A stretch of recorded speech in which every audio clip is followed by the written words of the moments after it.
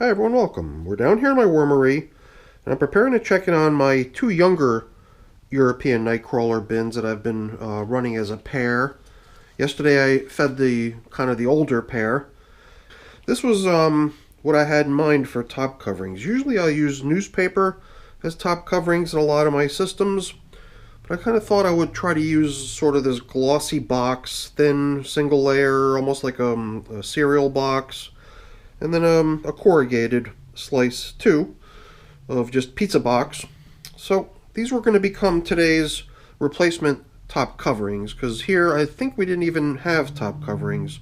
I think all we did was we just sort of placed the plastic coverings in there. So I've also got a few bits of info to share about these systems. So why don't we get them up onto the bench and get started on feeding these little guys. So now if you've been following along, you'll know that over here in bin number 1, we've got this little test going on where we're trying to run a compostable bag through the system. The bag has now been in this test for more than a year now, 370 days since we started the test, although there was a period of time where I deducted active composting activity from the true counter, which I'm treating as 324 days in progress of this bag being broken down, hopefully, eventually, in the worm bin. This system is 162 days of age, so yeah, that test started while these worms lived in their previous home, where we had already harvested the castings and got them started in here 162 days ago, over which period of time they've been fed 14 feedings. And we've only gone 10 days since the last check-in.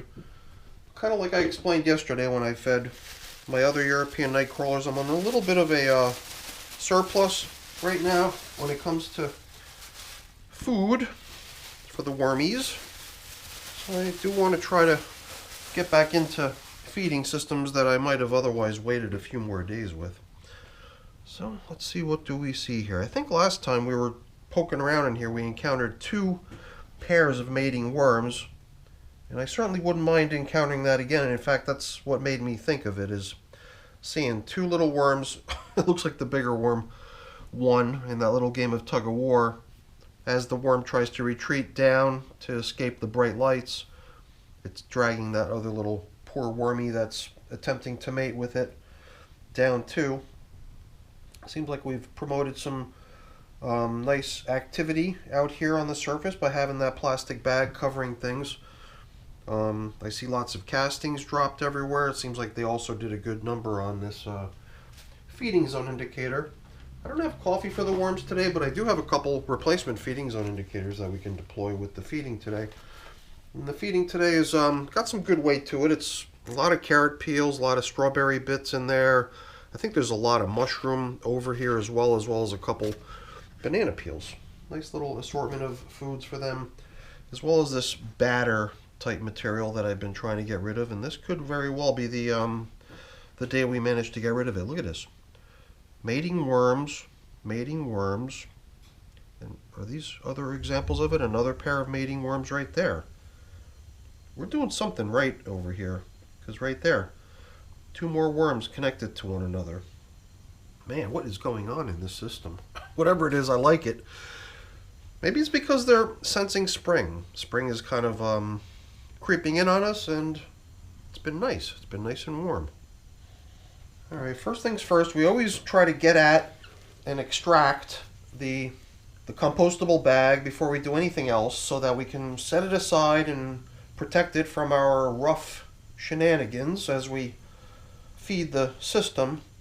I tell you, it's a little surprising, because when you go into one of your night crawler systems, when the night crawlers are well fed and have plenty of hydration and moisture and everything else, they do seem to grow to a pretty nice, respectable size. I've got other systems where I've got stuff like Indian blue worms, which are really small, little skinny worms. I've got red wigglers, which are a very capable composting worm, but also a little bit on the small side. These European night crawlers are related to the red wigglers somehow, I believe. I think that's part of the reason they live so well together when you pair them up.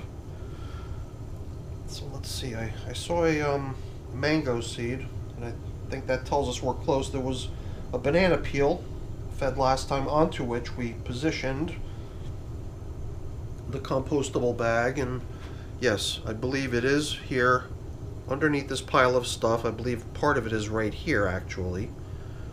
So let's see if we can evict these little wormies off this thing and take a closer look at the bag.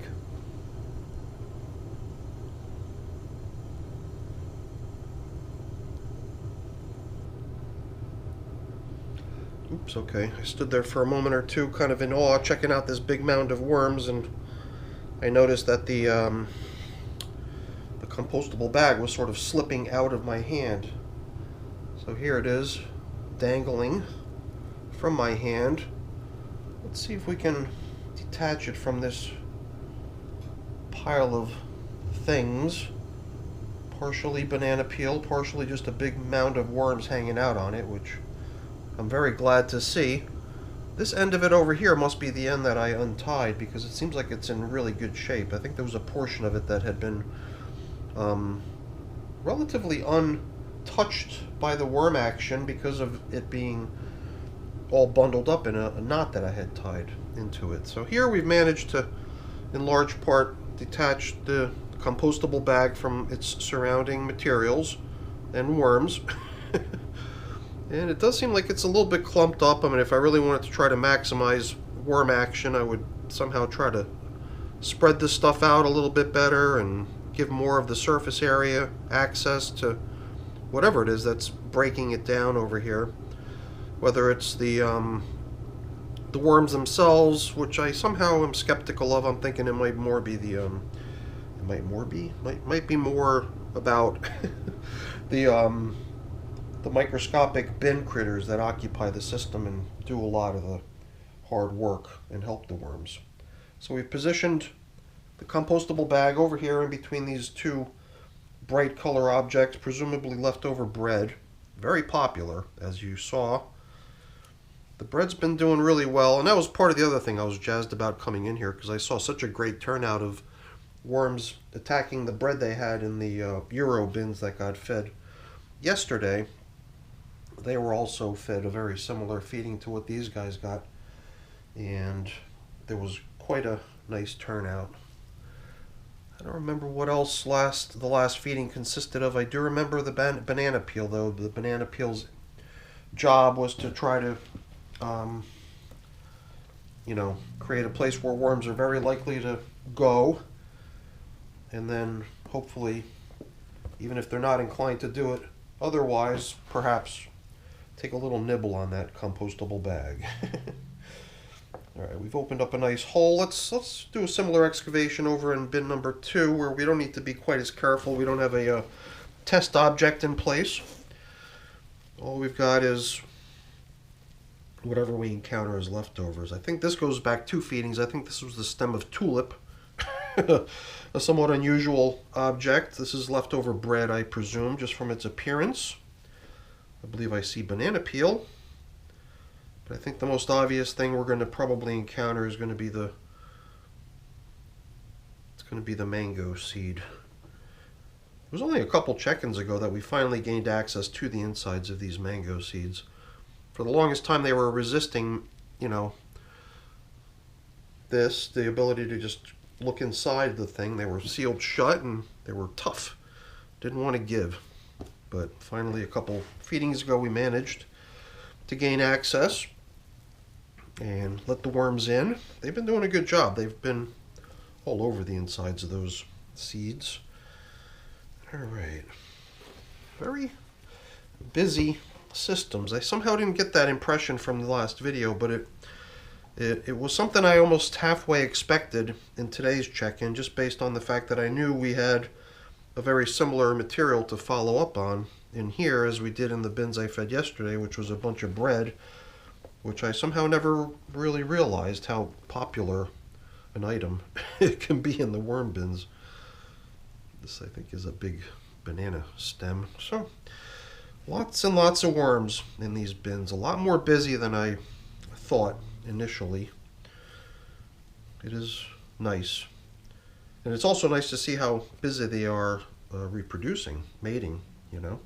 Especially what we saw in here in bin number 2. It was quite amazing to see all those mating pairs of worms. You know, before we continue, I want to get my clean hand clean.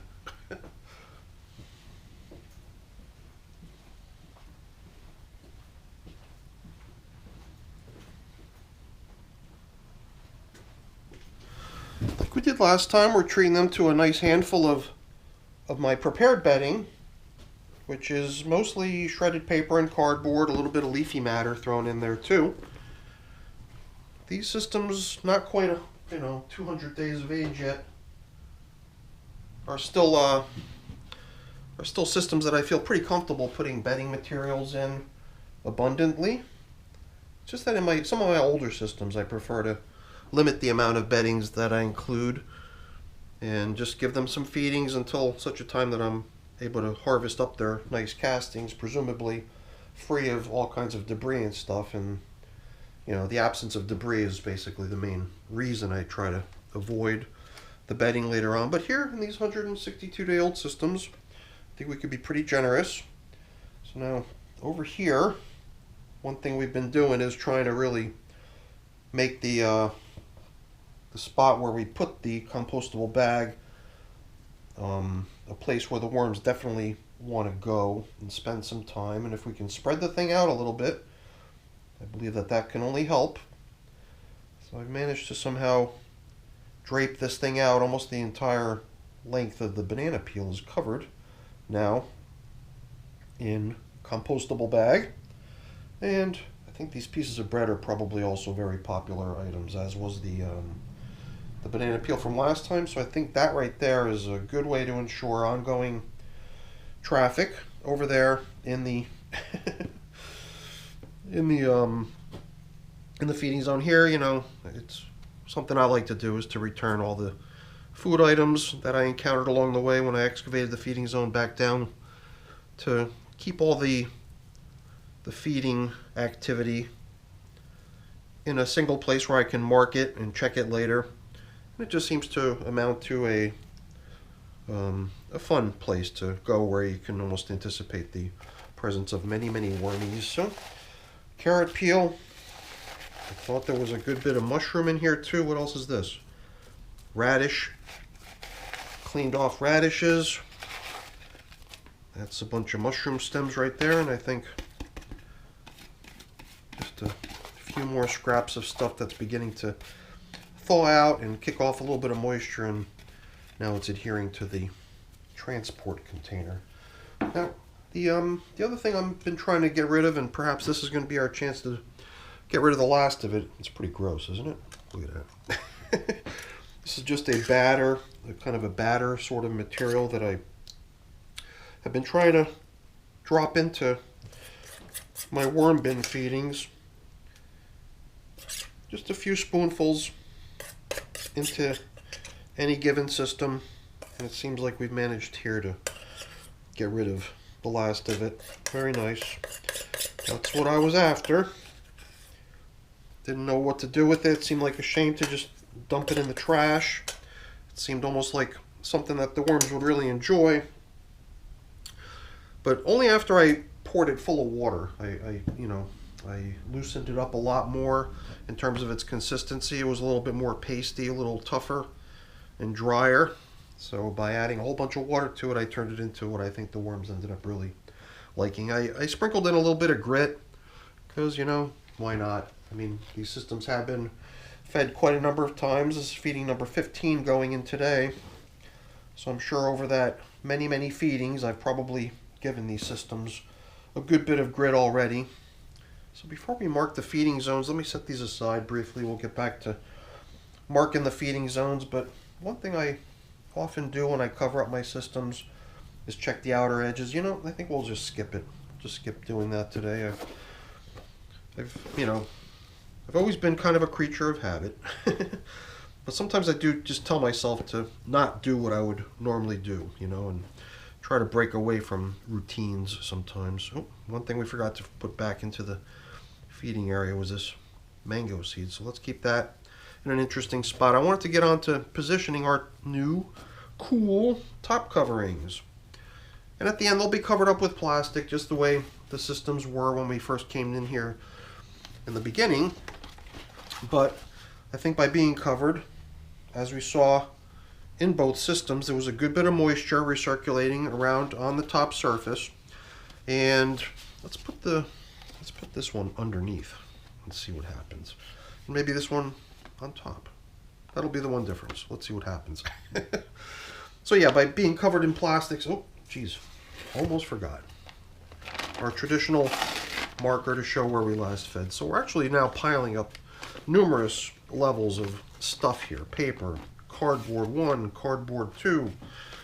So I'm sure it'll all dampen up over time, but I'm sure it'll take a lot more effort for the worms to work their way right through 3 layers of material there. So we'll see how things go. Just thought it would be kind of an interesting setup. The other thing I thought about doing here was providing these systems with a little bit of shade too, so that the stuff right beneath these translucent bags wouldn't become a place that the worms would want to avoid, simply because of the fact that there's, you know, daylight. So perhaps some darkness too. I could take care of that after the video though, so why don't I do that? That'll be my homework. But that's it for the video, everyone. Hopefully you enjoyed it. If you did, as always, please don't forget to leave me a quick thumbs up before you go. That's always really appreciated. And if you haven't done so already, please also consider subscribing to the channel. That's very much appreciated as well. All right, everyone, have a great day. Thanks for watching. Bye now.